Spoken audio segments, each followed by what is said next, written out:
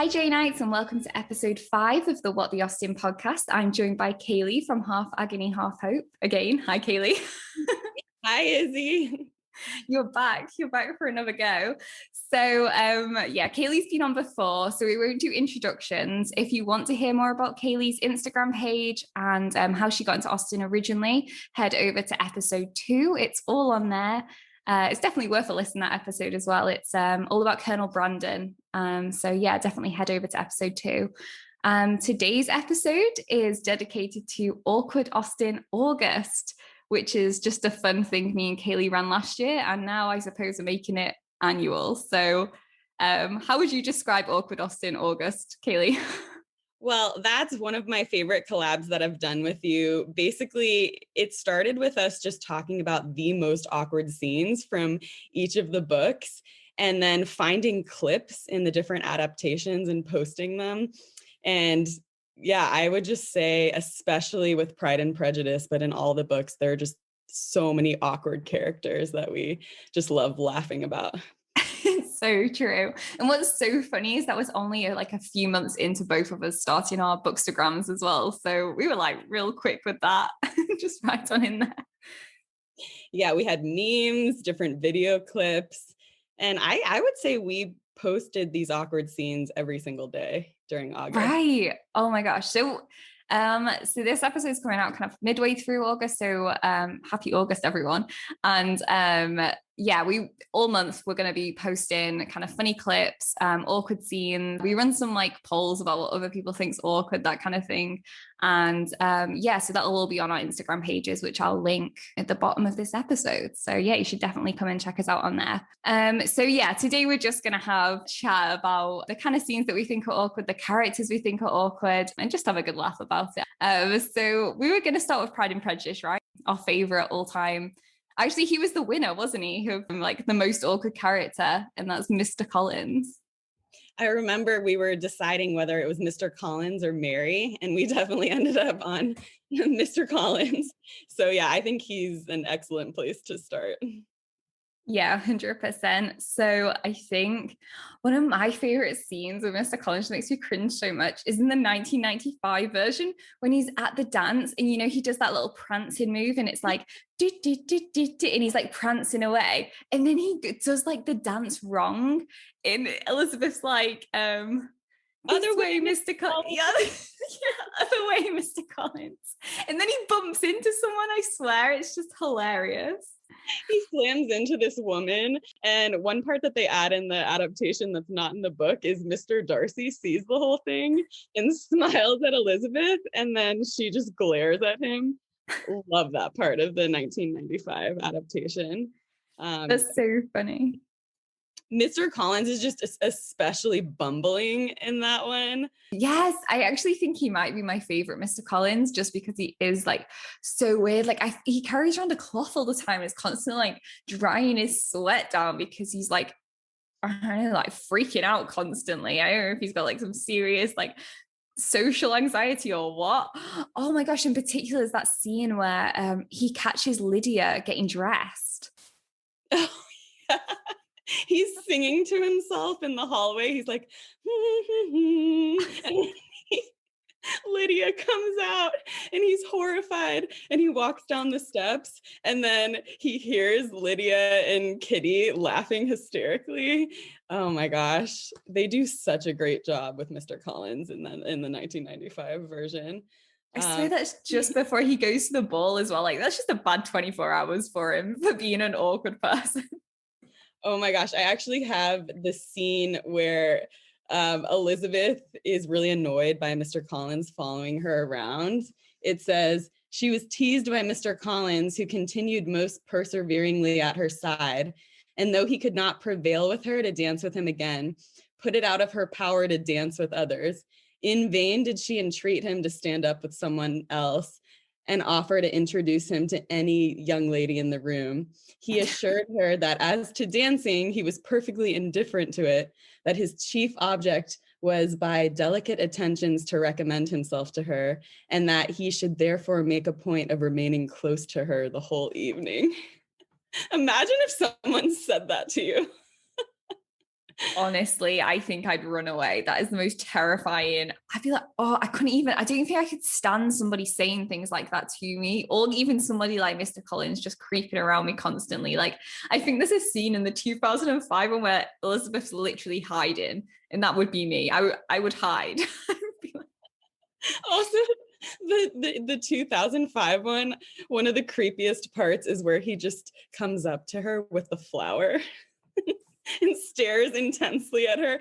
That is so eerie, the way he looks at her with the flower and then Oh my gosh. back. And she like looks away like, what is that? And it's tiny. And you know he's been carrying it around for hours because you see him with it at the ball. How is that flower even still intact? You just and the way he intensely looks at her while dancing with her, he's dancing really close to her, and then the very intense eye contact that he makes is just out of this world. Cringe. Oh my gosh, that's so true. I'm just trying to think if there's any more scenes in that 2005 one that like make me cringe. Like, most of mine come from like the 1995 version. Or scenes in the book, like especially when he just doesn't stop going on about Lady Catherine's like fireplace and like how many windows there are and all that kind of thing. And I'm just like, oh my gosh, like what is it? Yes. Oh my gosh. I think one of the another cringy scene is when he goes to visit Mrs. Phillips' house and they're having a party in the drawing room. And it says he was so much struck with the size and furniture of the apartment that he declared he might almost have supposed himself in the small summer breakfast parlor at Rosings. And then it says a comparison that did not at first convey much gratification. And then it ends up saying she felt all the force of the compliment and would hardly have resented a comparison with the housekeeper's room. Like, just the fact that he doesn't understand how insulting it is that he's saying your drawing room reminds me of this small breakfast room. And I think the 1995 version does a really good job of showing how offended Mrs. Phillips is at first. Oh my gosh, that is such a funny scene. And he's like, oh no, excuse me, madam. I obviously didn't mean it. It's just that Rosings are so grand that obviously, you know, even the breakfast room's amazing. And she's just like, oh, now I see Mr. Collins.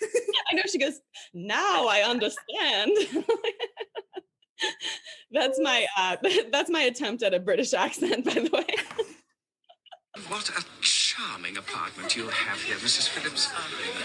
Upon my word, it reminds me greatly of the small summer breakfast room at Rosings. Does it indeed, sir? I'm much obliged to you, I'm sure. I'm sure that Mr. Collins wishes to pay a compliment, Aunt. Does he? I see. Rosings Park, we must understand, is very grand indeed. Oh, indeed it is. Oh, my dear madam, if you thought that I intended any slight on your excellent and very comfortable arrangements, I am mortified. Rosings Park is the residence of my noble patroness, Lady Catherine de Bourgh. Oh, now I understand. Oh my gosh. That's amazing. Oh gosh, it's so funny. Yeah, I love that scene. I tell you what is absolutely killer about the 2005 one, and this just like comes up in like the Austen community all the time, is the potatoes scene. So it's like not even in the book, but it's just, I wish it was. I mean, that's absolute gold dust. When he's literally just like, what a superbly featured room and what excellent boiled potatoes. What a superbly featured room and what excellent boiled potatoes. Many years since I've had such an exemplary vegetable. To which of my fair cousins should I compliment the excellence of the cooking? Oh my gosh, that scene, iconic. I wish it were in the book too. And I think it really sums up how he just hyper focuses, like fixates on weird, awkward things that you don't need to say. Like the fact too that he says he doesn't like reading novels and that he just wants to read Fordyce's sermons and goes on about that. And that Lydia just interrupts him. That's a time where I'm like, all right, Lydia, I like you in this moment. That's so true. I swear there's like a scene in that as well. They're sat at the dinner table and she basically nearly like, her food nearly like comes out of her nose because she's like laughing so hard, like under her breath at what's going on. She like snorts like a pig. Oh my gosh, I love how they portray how Lydia reacts to him, because you don't really see as much of that in the book. I think there's just one scene where she interrupts him with his Fordyce's sermons, but I love that in the 1995 adaptation where she's just openly laughing at what he's saying.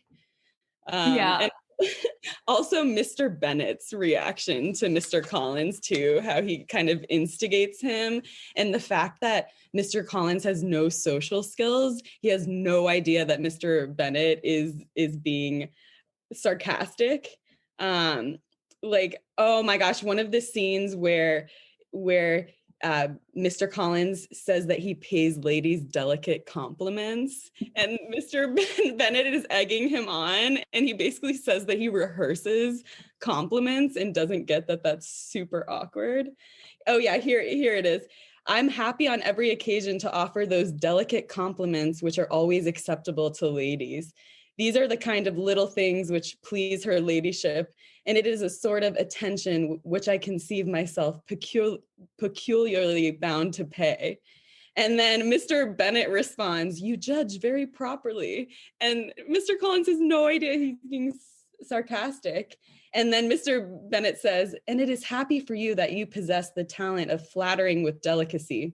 May I ask whether these pleasing attentions proceed from the impulse of the moment, or are they the result of previous study? Oh my gosh.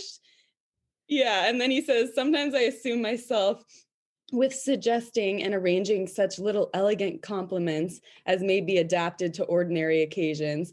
I always wish to give them as unstudied an air as possible. And then it just says, Mr. Bennet's expectations were fully answered. His cousin was as absurd as he had hoped, and he listened to him with the keenest enjoyment. So I just, it's so great to hear how Mr. Bennet responds to Mr. Collins too. Right. It's just so funny. And I feel like Lizzie really jumps on that as well. It's just like, it's his mannerisms as well. Like, he's such a weird person, just like creepy and like hovering all the time. And I feel like in the 2005 one, they make such an emphasis on the fact that he's like this really short guy as well. Like, even for when he like turns up at the door, they open the door and they're basically like looking down on him. Like, he looks like a really small person. I tell you what's a really awkward scene in the 1995 one, which is a lot later on. I think it might even be in one of the, maybe even the last episode, is when he turns back up basically to gloat about the fact that the Bennets are now in like disarray because Lydia's run off with Mr. Wickham, and he's like, he tries to sit down and Elizabeth and Jane don't want him to stay, so they just like stand up really quick like, oh, it would be improper for you to stay with us, Mr. Collins, you should go. Yes, that scene, I think they do such a great job with that in the 1995 adaptation too, because in the book, that's a letter, but that's a letter to Mr. Bennet. And this is kind of the moment where I realized Mr. Collins is not just a bumbling idiot. Mr. Collins is definitely a villain in the story when he says, the death of your daughter would have been a blessing in comparison. Remember he says that? Oh my gosh, I know. It's horrifying. And then in the 1995 version, instead, it's that scene where he's sitting with Jane and Elizabeth. And I remember when he says that, Elizabeth looks so pissed off. And Jane puts her hand on Lizzie's leg, being like, don't freak out at him. Don't freak out at him. But it just shows how horrifying that letter was, especially because he's a clergyman and is supposed to be passing around the love of God. He's so awful. No, it's so true. And like Kitty's kind of like hiding around the corner waiting for him to leave. Like, she's like, I won't sit with him for anything. Oh my gosh, I love that when she's peering through the window. That's amazing. That's so funny. I feel like another great scene is when they go and visit him in Charlotte, and he's like really concerned they're going to be late, and he starts like bombing around the house like a crazy person. He's just like shouting at the top of his voice. Oh my gosh, let me see if I can find that scene, because that's just hilarious. My dear, the time. But my dear, why did you not say before? I cannot begin to count the occasions on which her ladyship has impressed upon me with sovereign importance and punctuality.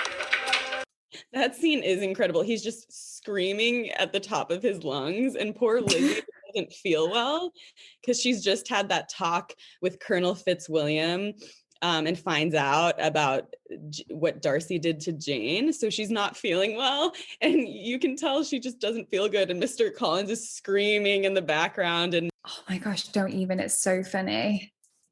Oh my gosh, there's this one as well. I completely forgot about this one. My dear Maria, cousin Elizabeth. Mr. Darcy has arrived at Rosings, and with him his cousin, Colonel Fitzwilliam, the youngest son of the Earl of Matlock, and the gentleman of vouchsafed us the greatest honor. They're coming to call upon us at the parsonage. When, my dear? Even now, Mrs. Collins, even now they're hard upon my heels. Make haste, make haste! Make haste, make haste. just that you hear him huffing and puffing too. Oh my gosh. Oh, it's so funny. Oh my gosh. Also, when Lady Catherine interrupts him and he puts his hand up to his mouth in the 1995 version, he just, every time she interrupts him, he just like shoves his hand right in front of his mouth and be like, oh, I need to shut up now. Oh my gosh, that's so funny. Yeah. And I just feel like he's like so sleazy in that one. His hair's like super greasy and it's just like, oh, gross. So gross. Oh my gosh. Also, there's so much that happens with his proposal with Lizzie. I think one of the most awkward parts is that he gives 3 reasons for marrying. And he's like, the third reason, which I should have said first. And he talks about how Lady Catherine wants him to marry, and that's his design. And it's like, really, dude, you're not going to tell Lizzie that you love her. You're going to say that Lady Catherine wants you to marry. But that's so true. One of my favorite parts in the proposal is when he says, one of your amiable qualities, but he literally says like, oh, there's like, he tries to list them, but only manages to list like 2. And then he's like, obviously you have others. And like, there is, it's just like, you don't even know any others though. Well, exactly. I mean, he says basically that it was his design to marry one of the Bennett daughters, which is ridiculous to say because it's clear that he doesn't like them for who they are. And it's so weird how formulaic he is about being like, all right, obviously I'm going to marry the oldest Bennett daughter. And then within 24 hours, he shifts from Jane to Elizabeth. Like it's nothing about who he actually gets along with. It's just this weird formulaic design he has in his mind. So clearly he doesn't care about Lizzie as a person. I know. I love his subtle honesty with that as well, where he's like, almost as soon as I entered the house, almost because we know that you're into Jane originally, but she was unavailable. Oh my gosh. And then when Lizzie clearly shows to her mother that she's uncomfortable being left alone with Mr. Collins, this is what he says. He says, your modesty, so far from doing you any disservice, rather adds to your other perfections. You would have been less amiable in my eyes had there not been this little unwillingness. Like, he knows. Oh my God, what?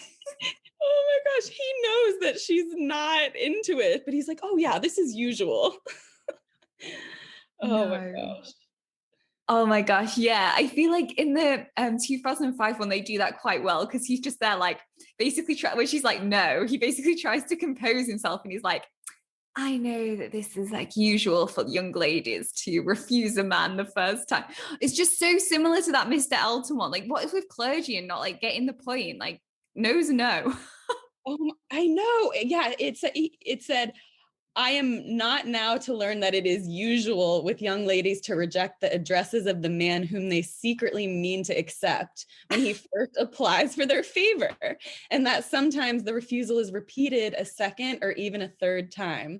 I am therefore by no means discouraged by what you have just said and shall hope to lead you to the altar ere long.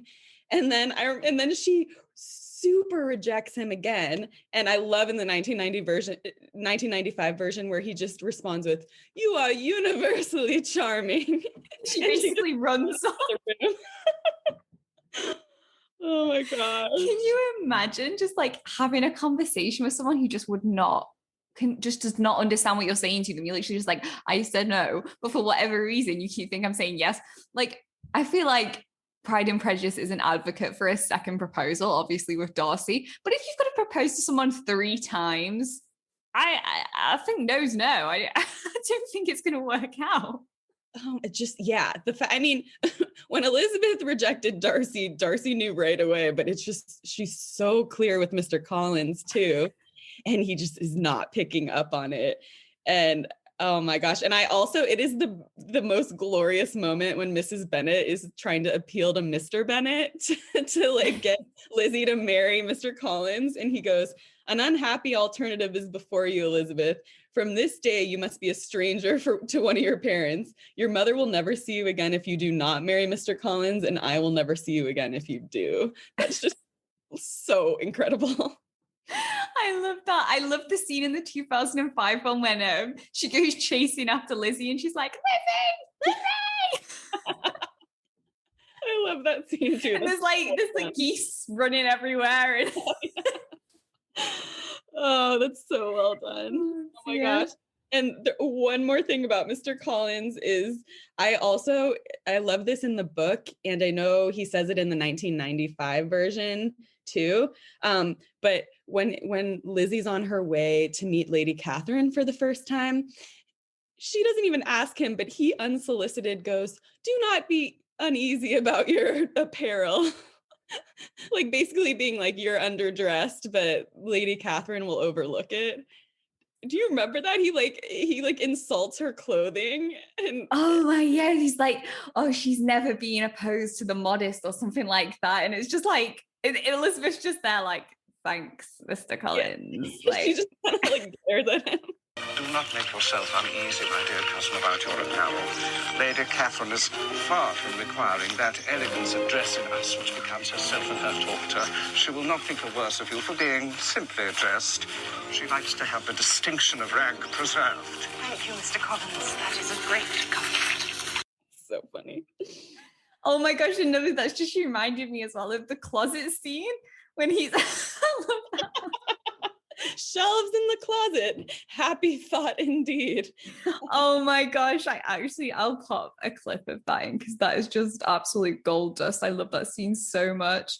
Oh, where is it? Oh, let me play it. That's so fun. Oh, I've got it. Is it not the very essence of practicality and convenience? Lady Catherine de Bourgh herself was kind enough to suggest that these shelves be fitted exactly as you see them there. Shelves in the closet. Happy thought indeed. Oh, she is kindness itself. And her face, she's literally just like,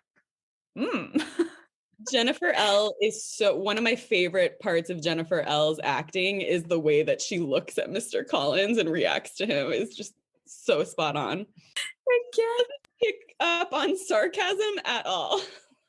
I know. I feel like everybody's always so sarcastic with him, and he's just like, "Oh yes, she is kindness itself."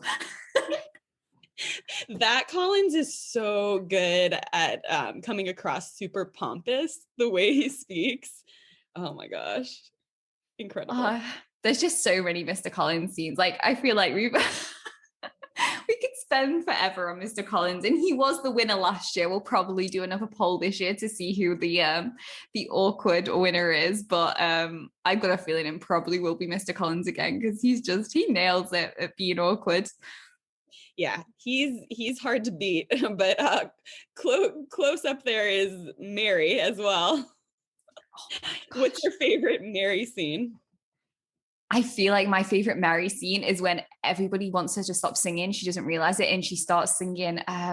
What's the song? And her mouth's so wide open, and she's like, "Is it Slumbered something?" Slumber, dear maid.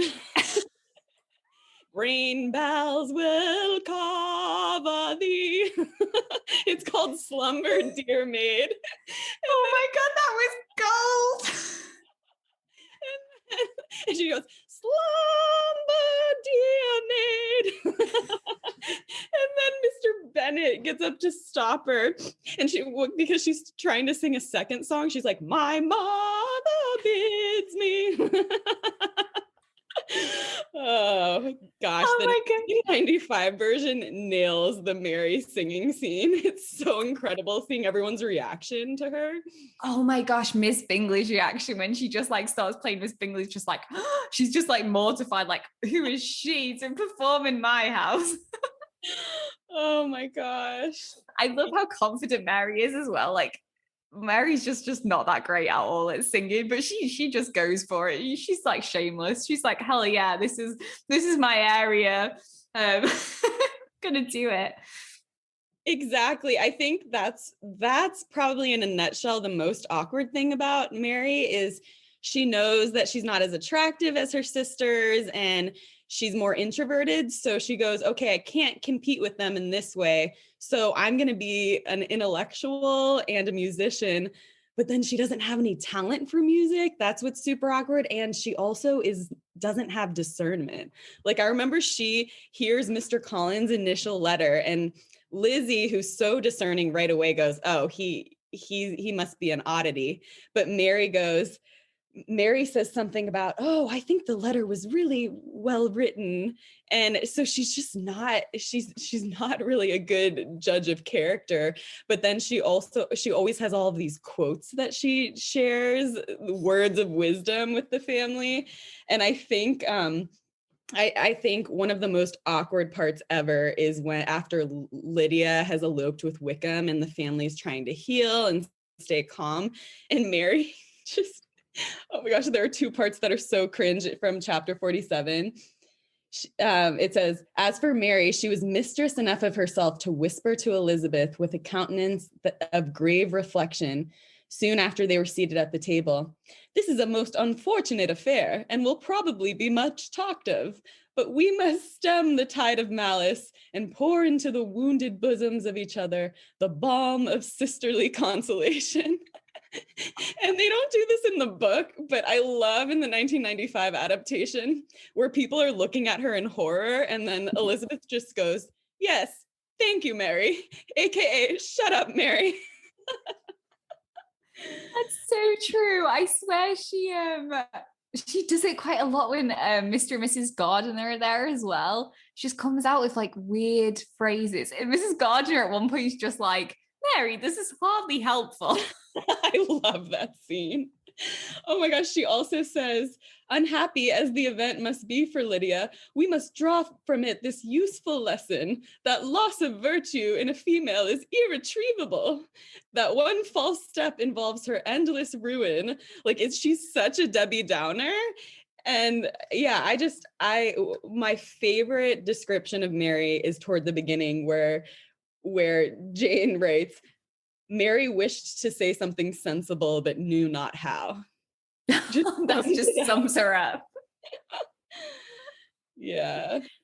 I feel like this is why people like believe Mary and Mr. Collins would make a better couple because they are like equally just terrible socially. Like it's just awful. But they both do it in the exact same way. Like they're completely oblivious to other people's feelings. They come out with random quotes that are more patronizing than helpful. And it's just feel like they'd work. Oh, I definitely agree with you because she makes comments that she respects Mr. Collins. Like what I said before about the letter, everyone realizes it's ridiculous the way he's expressed himself. And Mary says, in points of composition, his letter does not seem defective. The idea of the olive branch perhaps is not wholly new, yet I think it is well expressed. Like she doesn't realize he's ridiculous.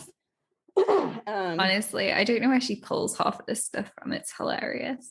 But it's so hilarious. And I love the way they portray how Mary has a crush on Mr. Collins in the 1995 and 2005 adaptations. In the 1995 version, I remember we put this on Awkward Austen last year. When Mr. Collins is about to ask Lizzie to dance with him for the first two dances, you see Mary in the background staring longingly at Mr. Collins, like hoping that he's going to ask her instead, and he doesn't see. And then I remember there's a scene in the 2005 version too, where Mary's wistfully looking at Mr. Collins. They would have been such a good pair. I think so. I think I prefer the 1995 version of Mary only because I feel like the 2005 one, I almost feel sorry for her. And I don't feel sorry for Mary in the book really. I feel sorry for her in the sense that she is like just an awkward person. But in the 2005 one, like there's that scene where when she's singing and Mr. Bennett goes over to stop her. In the 2005 one, you're actually mortified for her because she like bursts into tears and she's just like devastated. Whereas in the 1995 one, she's such like a weird person that she's just like, she's a bit like, oh, she has to brush it off that she's been stopped partway through song. But I completely agree. I think that the 1995 version, Mary is it's more true to how Mary is in the book, because it says that Mary had neither genius nor taste, and though vanity had given her application, it had given her likewise a pedantic air and conceited manner. So yeah, I don't feel bad for Mary in the book either, because she's kind of conceited and pompous the way that Mr. Collins is. And I agree with you, in the 2005 version, she's more mournful and you just feel sorry for her. yeah, absolutely. And I can't remember the name of the woman who plays her in the 2005 one, but she's pretty attractive. Whereas in the 1995 one, they do a real good job of making her look really strange as well. So greasy hairstyle in the 1995 one. and the tiny glasses, like what's going on? Another great couple though that we could probably chat about is and another awkward couple is Mr. Elton and Mrs. Elton. Ugh. Oh my gosh. Yeah, talk about cringy clergyman. Mr. Elton is up there. What are your thoughts on him? Oh my gosh. I was saying to you earlier that actually it was so funny when I was rereading Emma to find that in the book she actually refers to the moment when she's in the carriage with him before he proposed as being awkward. Like she uses the term like awkwardness, and I was just like, that's so funny, because it is like he is a perfect example of an awkward Austen character. That scene in the carriage, it just kills me every single time. It is so funny because a lot of it's like the narrative goes from like in Emma's head, and she's like thinking about the reasons why he's behaving so strange. She's like, how much wine did he drink? And she's trying to think about it, and she says but Mr. Elton had only drunk wine enough to elevate his spirits, not at all to confuse his intellect. So oh my gosh. So she's like, obviously he's not drunk enough, that this is like caused by wine. He's being weird because this is him. And what kills me about the proposal is when he says, I never thought of Miss Smith in the whole course of my existence, never paid her any attentions but as your friend, never cared whether she were dead or alive, but as your friend. Oh my gosh, that is the most awkward line ever. That's what immediately popped into my head too, that even more awkward than his actual proposal to Emma, just how mean he is about Mrs. Smith. Like I remember in the Gwyneth Paltrow version, he just goes, Miss Smith. Yeah. Oh my gosh, I'll have to find that clip. I'm happy to deliver your message to Miss Smith, but you must direct no more of it to me. Miss Smith? What sort of message would I want to send to her? Miss Smith? Mr. Elton, the wine is weakened you for you to The wine has And also the clip in the 2009 one when he does that, he's like taken aback because it's like such a shock to him. Might I remind you of your attachment to Miss Smith? What are you talking about? I speak of your regard for Miss Smith this last month. Your visits to Hartfield, and now you profess your love for me. What fickleness of character, I am astonished. I've never paid the slightest attention to Miss Smith except as your friend. For herself. I couldn't care less if she lives or dies. No. Everything. The fact that he says he doesn't care whether she's dead or alive, that is rough. But Emma actually says, like, when they're just sat in silence after he's proposed, and she said, like, I have no idea why you've even proposed to me. The line says, well, the narrator says, if there had not been so much anger, there would have been desperate awkwardness. But for us, we definitely have that secondhand embarrassment for them both. Oh my gosh. And it's so awkward too when Emma is afraid that Mr. Elton's going to be really sad because Harriet's too sick to come to the party. And he responds really happily. And he's like, oh, smaller parties are better anyway. And you just see Emma's expression and you're like, oh, girl, you're in for a night. Oh my gosh. Also in the Gwyneth Paltrow adaptation where she's trying to listen to Mr. Weston because he has a letter from Frank, and Mr. Elton comes up and keeps bugging her, like keeps tapping her on the shoulder, being like, can I get you a drink? Can I get you something? And Gwyneth Paltrow keeps trying to get rid of him and he's not getting the hint. Oh my gosh, that's so funny. Oh, that's really good in the 2009 one as well, because he keeps doing this like creepy, like whispering behavior. And he's just like there, like tapping her and like whispering, like, do you think your father's comfortable over there? And Emma's just there like, yes, the Westons always pay huge attention to like his comfort. And then he's just like, can I get you a drink? Would you like to come and sit over here? And she's like, no, I'm okay where I am. Thank you. Oh my gosh. Yeah. One of the best parts too of the 1996 version is where she's sitting with Mr. Knightley and Mr. Elton just comes up and sits down between them, like almost sitting on their laps. He's intruding so much. And he's like, I hope I'm not intruding.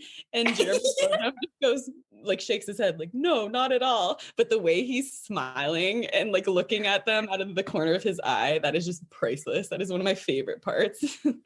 Oh my gosh. Yeah. That's just like the worst. It's so funny. I feel like Mr. Elton, I mean, I feel like at that point, like he is more like a Mr. Collins, kind of just like an awkward person who's just bumbling around.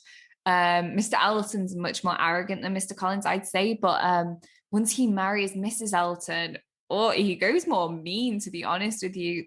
And she just, she's such a cringeworthy character. She, Mrs. Elton, the way that she calls Mr. Knightley, just for that time is just so offensive. She just goes, Knightley. And then I remember Emma goes, the way she called him Knightley. And I think also what's so cringy about Mrs. Elton is she always goes, well, I don't say this, but my friends say that I'm amazing at this and amazing at that. She's always bragging about herself, but saying, oh, my friends say that I'm amazing at this, A, B, C, D. It's so awkward. Oh my gosh. And when she goes on about like carriages and like the latest fashion, she's like, oh, the brand new Bruges. It's like, no one cares about your fancy carriages here. She's so awful. Oh my gosh. And she, just like you said, she brings out the worst in Mr. Elton. Like Mr. Elton's awkward and doesn't have a great character, but if he had married someone good, maybe he could have improved, but you just see how he marries someone and she makes him 10 times worse. Oh my gosh. In particular, the scene when he goes up to was Miss Taylor, then Mrs. Weston, when she's pregnant, but he asks her to dance and she's like, oh, I'm not dancing because like, obviously we know that later that she's pregnant, but, and then he goes to Mrs. Goddard, so the stool teacher, and she's like, I'm not dancing because of my age, but there's somebody who does need a partner and it's Harriet. And then he just turns around and he's like, I'm an old married man. I can't be dancing. Oh. That's so mean and cringy. And Harriet is just such a vulnerable character that you just feel for her in that moment. And it's such a relief when Mr. Knightley steps in and comes to the rescue. I know. Yeah. I tell you what's also hilarious about the 2009 one is when they go strawberry picking, Mr. Elton is made to like drag along this donkey that Mrs. Elton sat on. It's so funny. Oh my gosh. Yeah, that's a good portrayal of how much she's in control of the relationship and how much he kind of sucks up to her and does whatever she says. It's so true. So, thoughts on some other awkward characters? We were talking about this before, but one scene that always stands out to me, which we did talk about last August, was the scene with Fanny Dashwood and Lucy Steele in the Emma Thompson. in the 1995 Emma Thompson adaptation. When she's there, and Lucy just says to her that obviously because she thinks that they're friends then, and so she thinks, oh, I can tell her that me and Edward are engaged, and she whispers it to her, and Fanny just freaks out like tornado. The table goes flying. Lucy Steele goes flying. It's just the most hilarious. I'll 100% add obviously the audio. I can't add the video in, but I'll add the audio for that in because it's just hilarious. She just freaks out. There is a young man. Aha, I'm glad to hear of it. Is your good fortune and breeding? Of both. But his family would certainly oppose the match. Hush. They will allow it as soon as they see you, my dear. It is a very great secret. I've told nobody in the world for fear of discovery. I am the soul of discretion. If I dare tell, I can assure you I am as silent as the grave.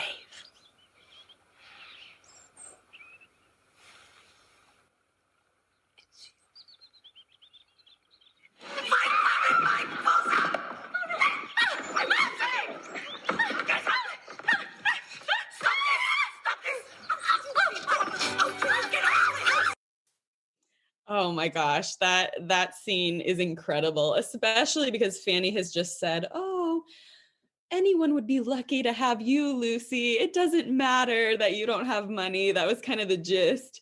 And then as soon as it's her brother, she flips her lid. Absolutely. And they're both just screaming, like Lucy's screaming in terror, and Fanny in general is just such an awkward character.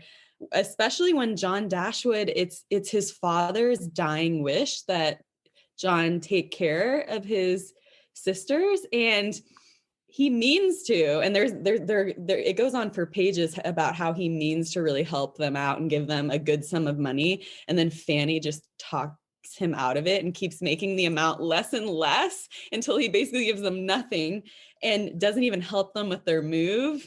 And I think one of the most savage lines is when Fanny says, "People always live forever when there's an annuity to be paid them."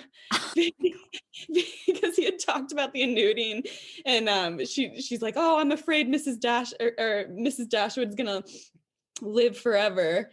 And it's so awful. And it's also so awful how when they're in the same town, how Fanny chooses to spend time with Lucy Steele and her sister Anne instead of spending time with Eleanor and Marianne. Like, she really just it makes sure that they have no money, A, and then B, just ignores them, like doesn't treat them like family. It's so cringy, although I don't think I would feel that as a loss if I didn't have to spend time with her, because she is just the worst. What's so funny about the 1995 one, I think it's that one where she's got, when the child like is actually visible at the start and he's sat in the carriage and he's a little bit on the chubby side and he's like basically eating what looks like cheesy Wotsits, and he's just there like munching away, listening to the conversation about how much money they're going to give to the relatives. Oh my gosh. She's like, "We can't deprive our poor Harry." And meanwhile, he's shoving his face and like clearly is fine. That is so well portrayed. I love that so much. Yeah, that's just hilarious. I feel like one of the most awkward things about Sense and Sensibility is the fact that Mrs. Jennings keeps bringing up that Eleanor's got this kind of secret romance going on with a Mr. F. And she talks about it when Lucy's at the table, and it's just, oh my gosh, honestly, I have so much secondhand embarrassment for that, because that would be, can you imagine how cringy that would be? Eleanor knows that Lucy's engaged to Edward. Nobody else knows that. But Mrs. Jennings is going on about like this Mr. F. And then later comes out like, oh, Mr. Ferris, that would fit with a Mr. F. And it's just like, ooh, oh my God. There are so many awkward moments in Sense and Sensibility. And yeah, also it's so awkward the way Lucy reacts to it. It's the kind of keep your friends close, keep your enemies closer type situation. The fact that she confides all of this to Eleanor. And I remember you and I talked about too how awkward it is in the 1995 version where Edward comes to visit Eleanor and she's with Lucy. He walks in. Do you want to describe how you were telling me that before? Oh my gosh, it makes me cringe so much. So he comes through the door and he's obviously like, you can see in his face, he's full of pain but admiration for Eleanor, and he's like, Miss Dashwood, and then Eleanor's quick to be like, you know Lucy Steele, right? And Lucy appears from around the door. Hello there. And he just starts looking from one to the other. Oh my gosh, I was not expecting to have both of basically the women that I'm involved with in the same place at once. Oh my gosh. And Lucy's just glaring daggers at Eleanor and at him. Just the most awkward love triangle ever. I feel like some of the minor characters often are the more awkward ones. Like I was saying to you about in Mansfield Park, in the Billy Piper version, there's a particular scene with Mr. Rushworth, and he is they're rehearsing for that play. And there's a scene, and I'll add the clip in because the way that he's the way that he rehearses these lines is so funny, and then he gets it wrong, and Fanny's like, "Oh no, it's actually this," but he really gets into it to start with. It's so funny. Would you like me to hear you, Mr. Rushworth? Oh, yes, if you'd be so kind.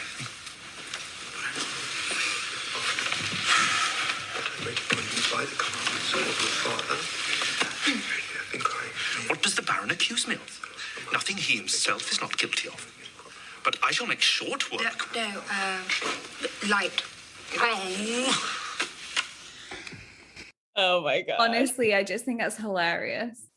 Also, his appearance. Yeah. Spot on too. Everyone should go back and watch that version and just look at the way he's portrayed. It's so funny. Yeah, it's so bad that is. It just kills me every time. I don't know why. I just think it's the most awkward moment. He really goes for it and gets it wrong.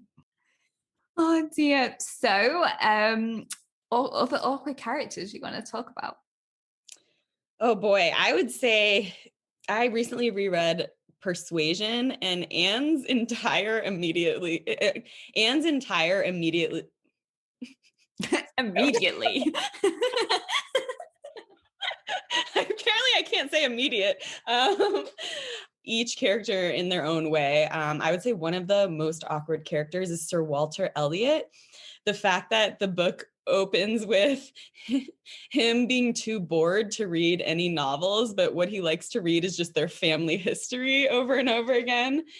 Instead of honoring people in the Navy, he just constantly, the whole book, talks meanly about other people's appearance, like really, really meanly publicly. He says he disapproves of the Navy because it cuts up a man's youth and vigor most horribly. A sailor grows old sooner than any other man. I've observed it all my life. He says that people from the Navy become prematurely an object of disgust. He's talking about Admiral Baldwin, and he says the most deplorable looking personage you can imagine, his face the color of mahogany, rough and rugged to the last degree, all lines and wrinkles, 9 gray hairs on his side. What do you think his age to be? 60, said I. And 40, replied Sir Basil. So he just constantly, I feel like his appearance in the book, he tears down other people's appearance. It blows my mind that he's actually Anne's dad. I can't even fathom that. Because she's such a selfless, loving person. And the fact that her dad is so terrible and then favors Elizabeth, just the way everyone talks about Anne, the fact that her sister Elizabeth says to Mrs. Clay, she says, "Oh, Anne's nothing to me compared with you." And she says that within earshot. Oh my gosh, I know. Oh my gosh, that's so awkward. I do feel bad for Anne, but then at the same time, would you want the company of those people? They're just awful. And then how different Mary is again, because she is like so strange, like such a weird character. And she has so many awkward moments. Like when Anne first goes over there and she's like, I'm sick. It's like that Mean Girl scene. It's so true. Mary, on the last reread, I partially feel sorry for Mary, but she's so absurd. She's like a petulant child. And the fact that her husband prefers Anne and everybody says, we wish that Anne had married him instead of Mary. Like, it's so awkward. I know, that's so bad. And then when her child like falls out of the tree and she starts like freaking out, oh, I should have to stay and take care of him. It's your child. Do you not want to? And she's like, no, I missed the party. Honestly, I don't believe that Anne's an Elliot because it makes no sense. Mary is just, she always is fancying herself sick. Like she's always acting like she's sick to get attention. And then as soon as she gets attention, she forgets she's sick. And then like there's a scene where she says to Anne, like, I can't believe you didn't ask me about how this dinner party went. And Anne was like, I thought you just told me you were sick. I thought you would have been too sick to go. And then she goes, I made the best of it. I always do, but I was very, very far from well at the time. And I do not think I was ever so ill in my life as I have been all this morning. Very unfit to be left alone, I'm sure. And then she goes, I was very well yesterday. Nothing at all the matter with me till this morning. It would have been strange if I had not gone. And so she makes Anne ask her about the dinner party.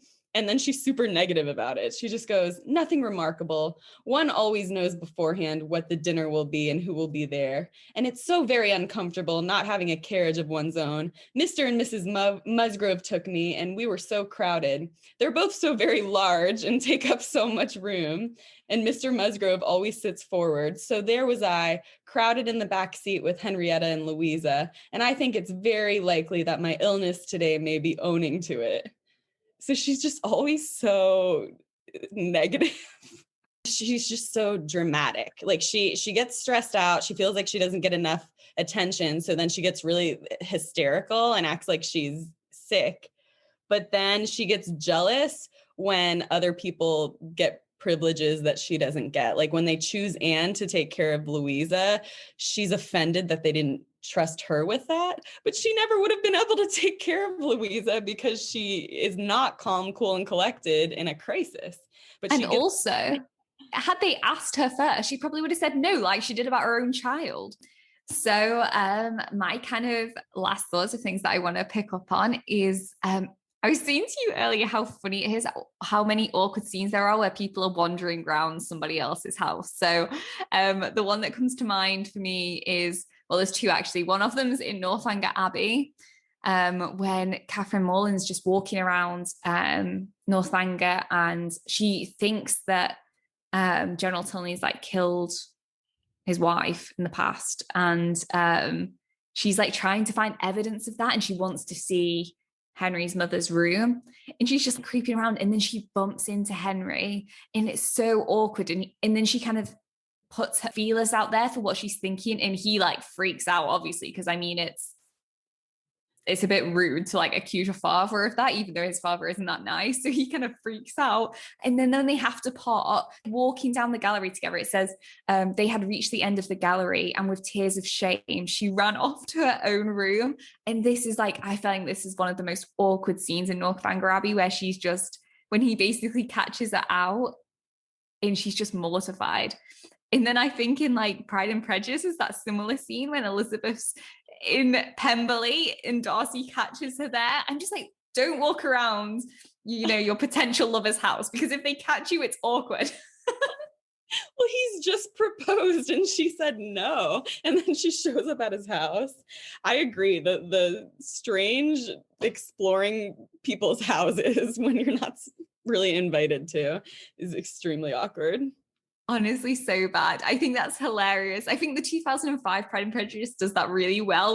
When he's hugging Georgiana and they're spinning around, and then they catch eyes through the little slit in the door. Oh my God, it kills me every time. And she like runs off, and he chases her, and it's just, oh no, that she's just refused him, and now she's in his house. And I know she was like saying like she didn't want to be there, but then they said he wasn't going to be home. But I don't think I'd take that risk personally. If I just had a weird situation, I wouldn't creep around the house. Keira Knightley does such a good job of showing how uncomfortable she is when he chases after her and they're interacting. And then Colin Firth does such a good job of being so bumbling and freaked out that he keeps repeating, and your parents are in good health, and your parents are in good health, and all your sisters. And she just kind of yeah. Yes, they're all in excellent health. Oh my gosh, what's so awkward about that one is because he's just come out with the lake. And so he's like basically like in a wet shirt, like competition.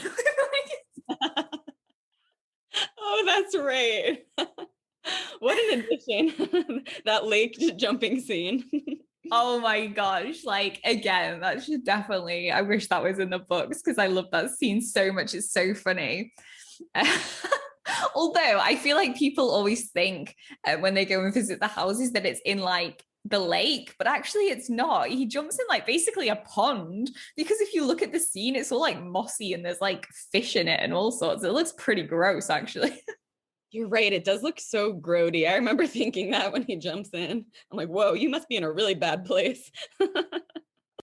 Yeah, I would say too from Northanger Abbey, John Thorpe is so awkward in so many ways. Like when Catherine has plans with with Tilney and his sister, and then John Thorpe just ignores it and drives the carriage away. Like they pass the Tilneys and Catherine's like, turn around.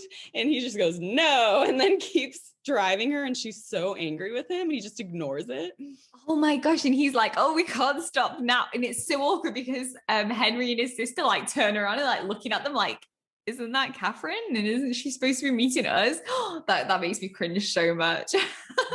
Such a cringy part of Northanger Abbey.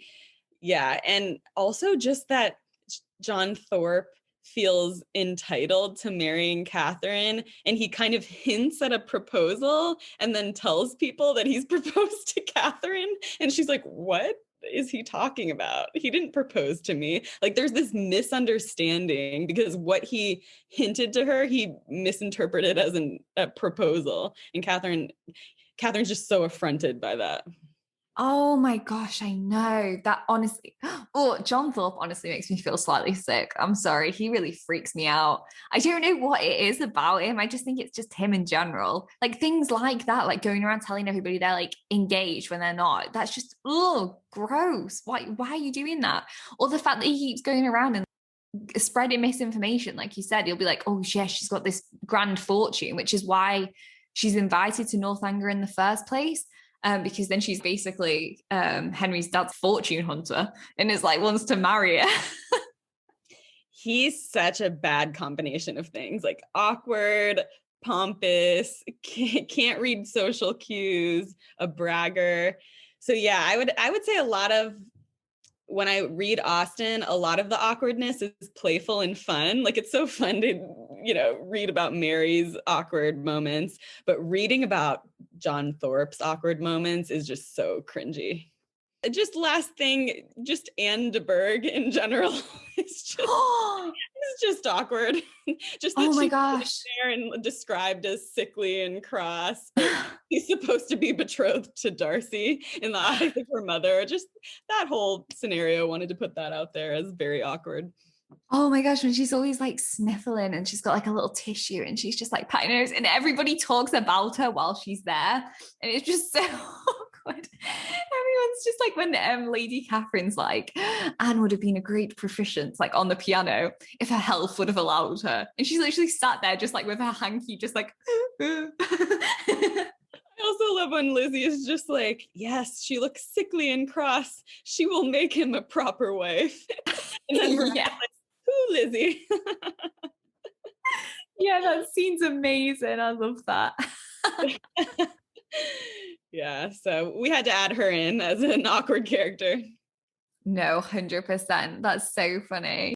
I think that's everything I had on my list, to be honest with you. Is there anything else you can think of that we've not covered? I mean, like I said, if you go over to our Instagram pages, we'll be posting funny content like this on our stories over August. So yeah, definitely head over there to see some more of this kind of content.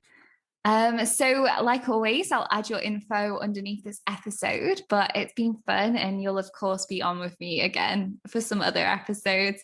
Me and Caily just love doing episodes together. It's so funny. Thank you so much for having me. I love this topic. I think this is so fun to talk about all the awkwardness, and I'm looking forward to Awkward Austen August.